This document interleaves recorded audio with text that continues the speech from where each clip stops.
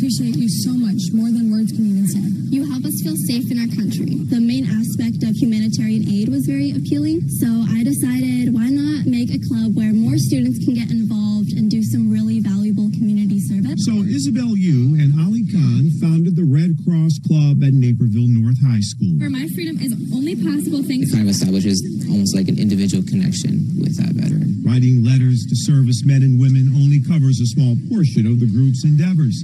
They recently installed free smoke detectors in people's homes down in Joliet. Sound the Alarm is a home run for all of these club members. They can't wait to get out into the community. This club will rake leaves, shovel snow, write valentines to cancer patients, hold blood drives. You need to be at least 16. Raise money to help vaccinate people in underprivileged areas, and a host of other activities. There will always be, unfortunately, another natural disaster or the need for blood, the need for preparedness, CPR and first aid training. So it's wonderful to see the youth and young adults so interested in it, giving of their time and energy and their leadership skills to make these things a reality. Virginia Hopley helps high school and college students across the state coordinate and run the Red Cross clubs. There are nearly 30 in Illinois. We offer so many different opportunities and activities for members to take on because of the 5 lines of service. The lines of service include disaster relief, blood services, preparedness and training, international services, Relief programs. service to the armed forces, which brings us to this activity. Thanks so much for serving our country, veterans. About 50 students gave their own time to write inspirational thoughts to veterans and current service members. I think for an individual to be able to open these letters and get that feeling, it can be really valuable, really motivating. I was receiving a letter saying that I was appreciated. It made me feel very loved. In giving of themselves, these students often find their own great rewards. Along with the fulfillment of knowing that I can honestly change another student's life, help them find what they're interested in, it also helped me personally grow as a person. 14 days. And 16 contestants in the New Zealand Alps. Told them to reach the summit. To reach a what? This is crazy. $1 million divvied up into 16 backpacks. Whoever reaches the top keeps the money. Who will it be? An adventurous shuffling of the deck, if you will. This man would love to come out on top. I love a good adventure. I don't even have windows where I work, so this is just amazing. Rob Culp works at District 86 Joliet Public Schools. Let's see if they're up there. More than 8,000 miles from his adventure down under. You know how you'll cram before a test? And He develops the curriculum for grades K through 8. what they're reading, they're writing, how they're learning to read. She never stood alone. And likes to be hands-on. Squeaker's gonna be the best pet ever! Oh, you'll see! Do you think he's gonna be the best pet ever? He also loves to travel. France, Germany, Spain, Switzerland. But he's never done this. High altitude game. He tried out for another reality show in March. It didn't work out. But then that casting agent called him for something else. Their moral boundaries. Like, hey, I'm casting another show. I think it's gonna be right up your alley. Several interviews later, he was off to New Zealand with no idea what awaited him. Hi, Dr. Cole. And no ability to share anything with those closest to him. I'm his #1 fan. Nobody here knew I was leaving for the show. In fact, the day I left, I said, bye, see you all in 4 weeks. And they thought I was joking. He was not. His wife knew where Rob was going, but that's about it. I haven't revealed anything to them. And my wife's a little upset with me about that because she's like, I want to know. And I was like, you're going to have to watch to find out. No matter the outcome, Rob says he's happy he had the experience. He's been able to show his 2 children, Toby and Everly, how to take risks. You okay? Then focus on the positive. I can either choose to be scared or I can choose to enjoy this moment.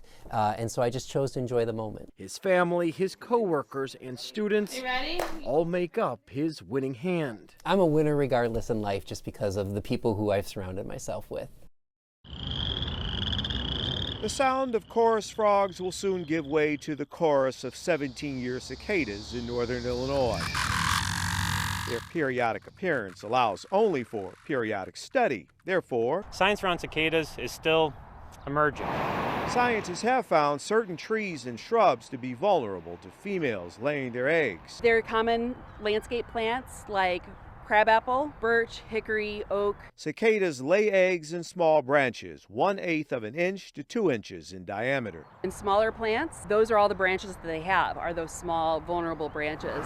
So the folks at Morton Arboretum recommend covering young woody plants with netting that keeps the cicadas out, allows light in, and lets the trees breathe. We're looking for fine mesh netting, bird netting, insect netting, no bigger than 1/4 inch across. These plant care specialists have been monitoring the soil and believe cicadas will be making an appearance in the next couple of weeks. So netting those plants now is imperative. If we don't protect those trees, the damage that the female causes when she lays her eggs can actually cause branch and twig dieback, which is less recoverable. And the entire plant can die if it's already struggling or new to the landscape. Some folks may not like the noise and the mess cicadas make, but they do aerate and provide nutrients for the soil when they decompose. Still, if you don't want your young plants harmed, start netting today. You're going to want to leave them on your woody plants in your home landscape or in your neighborhood for approximately 6 weeks. This is a happy occasion. There are thousands of young people in our system waiting for a day like this. This is the happiest day in the Circuit Court of Cook County. As with many of these happy families, sadness came first. 6 years ago, Patrice Jones could no longer care for her 2 children, Dakota and Dorian. Her cousin, Jacqueline Carter, stepped in to help. 3 years later, when Patrice had another child, Dillard, her best friend Carlita Johnson came to the rescue. I got him when he was 4 days old. Patrice has since died, but that loss has strengthened their bond. We all could relate to each other, so we all in this together. It's not a one-way street. We all deal with the same pain. And that pain motivated these women to unite their 2 families. How about we move in together so they can grow up together? And she was like, that's not a bad idea. And so it was decided. 2 women, 3 children, 1 family. For the past 2 years, we've been staying together and they've been growing up. It's a journey, it's fun. It's a learning experience inside of a learning experience. Yes, it is, absolutely. As with any family, there are good days and bad. Got a little jealousy, a little bickering, but that's sibling rivalry. But for the most part, they love each other and they protect each other. And most importantly, they're happy. I'm signing the order today and making it official. Congratulations. And together, they can do anything. Family. Family. Good. There we go. David Bednarik ran his fastest mile in 4 minutes, 24 seconds. Aside from running with the Batavia cross-country team, he also has a job. A part-time job, of course. He's only 17. When he's not running or keeping a watchful eye on swimmers below, you may catch him at his latest business endeavor, which includes thrift store shopping and selling those items for a profit. Every 2 weeks I make about $200. Through the process, he had a light bulb moment. So I was really interested in the clothes, and it just seemed like if I couldn't find something I wanted, why not just try to make it myself? So now he's envisioning designs he hasn't been able to find in those thrift stores. He even makes the patterns, all self-taught. When it comes to picking out the materials for these designs, he has a soft but discerning touch. Usually it's like quality, so like Joann's is like hit or miss. Today was a miss, but that's okay. He has plenty of materials at home. David points out that while his friends may not be joining him at the fabric store, they're all pretty chill about his career choice.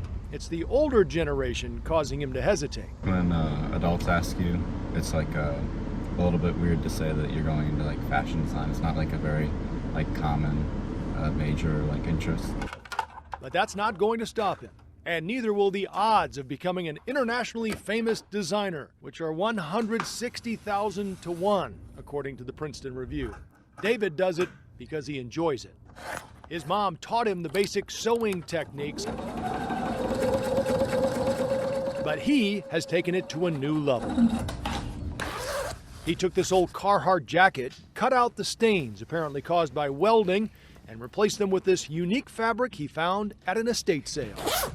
These two, the pants and the jacket, are probably my most worn that I've made before. A bunch of like random little hardware. The pants are his own design. No matter if he's recreating thrift clothes. What's your mom think about this room? She's not a fan.